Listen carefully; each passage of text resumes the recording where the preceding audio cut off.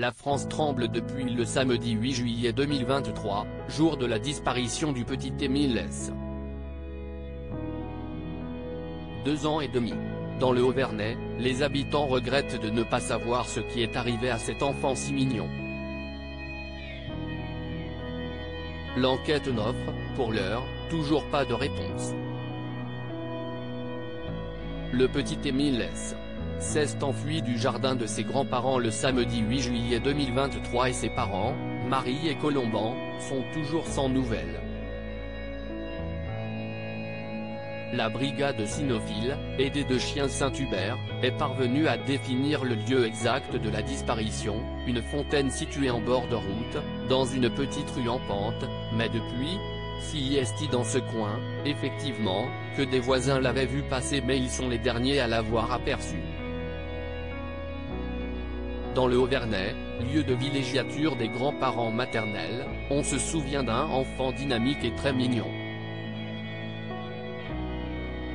Si est ce qu'expliquait effectivement une amie de longue date de la famille du petit Émile, qui dispose d'une propriété située dans le Haut-Vernay depuis une vingtaine d'années. Il parle très bien, assurait-elle dans le cadre d'un reportage signé France Télévisions Info. Il faut dire qu'il est constamment au contact des grands, alors, il veut faire pareil. Je suis désolé, je ne peux plus en parler, ça me secoue trop. Une voisine regrettait, de son côté, le climat oppressant et la tension qui régnait aux alentours depuis la disparition de l'enfant de 2 ans et demi. Ce sont les petits secrets qui conduisent au gros, soulignait-elle. Peut-être qu'il y a des gens qui savent des choses et qui ne disent rien. Cela ne regarde personne à part les gendarmes. Les habitants du Haut-Vernay se retrouvent, bien malgré eux, au centre de l'enquête.